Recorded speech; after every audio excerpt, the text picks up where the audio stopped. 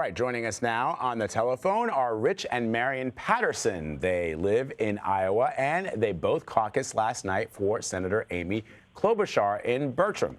They are also the parents of CNET senior producer Dan Patterson. Good to hear from you. Thank you. We're happy to be here. Walk us through how it works and tell me what it was like for you last night. A caucus, for those who are not familiar with it, may seem confusing, but think about all the background work that goes into anything, like a concert even.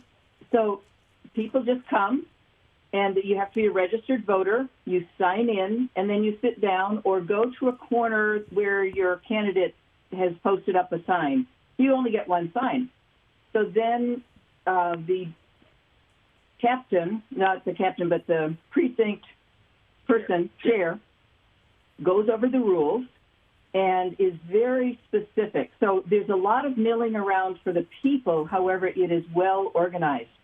After everybody is counted by handing out a ballot, or a caucus card rather, then we double count. So to make sure that the number of people in the room who can vote, and they're very specific, equals the number of caucus cards handed out.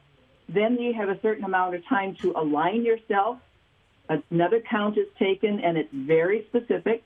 Then there's a time to realign, so people do not have a viable group. In the Democratic Party, it was 15% of however many caucus-goers were there. It's a pretty simple process. It takes time, period. And then things are counted up, double counted, triple counted. And when people are all done with their card, they are then allowed to leave. And then there's a lot of the county and the state politics, or the party caucus platforms. So let me ask you this. You've both been involved in the caucus process before. Party officials made a number of changes this year. How was your experience last night different than in previous years? Well, we had 2 times to align. That was a little different from the past. I think the big difference this time is there were quite a number of candidates that all had much support. In the past, that wasn't the case. So we were somewhat evenly divided amongst 4 or 5 different candidates. And that was a little bit unusual. I was surprised that most people came to this committed. They knew what corner they were going to. There were not very many uncommitted people as they walked through the door. So you are all very familiar with the questions that have been raised about not only Iowa's first-in-the-nation status, but also the caucus system in general.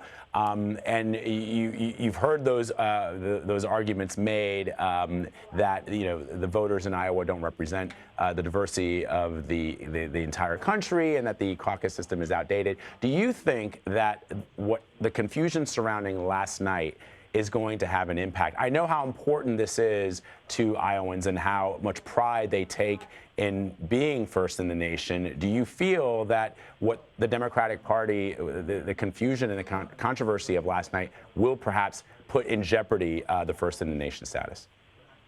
First of all, technology is technology. So yes, we need to expect it doesn't always work the way we think we want it to work. As for first in the nation, I'm not really sure why states with huge populations think they always have to have the lion's share of the attention there. So yes, we like the caucus. We think it has great value.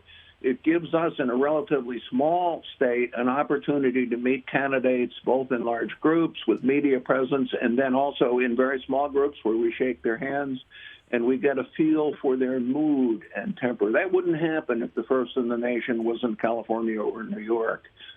So I think we have a very good opportunity. We also are a fairly diverse state. It is somewhat of a misconception that we don't have populations of minorities. We certainly do. That's a good point, and I'm glad that you raised it. So let me ask you then, are you at all, it's interesting, you're hearing from those of us who are not in Iowa and from other parts of the country that, and the campaigns themselves, that they're very, very angry at the party in Iowa. Are you, as folks who live there, who've been involved in this process for many years, are you as angry as perhaps the campaigns are? I'm not angry at all, and I didn't detect that anybody was angry last night. This is just a glitch that'll get worked out. There was essentially no confusion in our caucus last night, and what went on beyond that, I don't know. That happened in the night after we had left and come home. And to add to that, remember this is the 21st century where people love instant gratification. So if there's a short delay, some people think, well, my God, the world's going to end. And you know what? It's just not going to. Give the technology time, give the people time to get the numbers right. I like the way you think, Mrs. Patterson. We really do appreciate you, and we love having Dan here at CNET and CBS News. Thank you very much for spending some time with us. We appreciate it.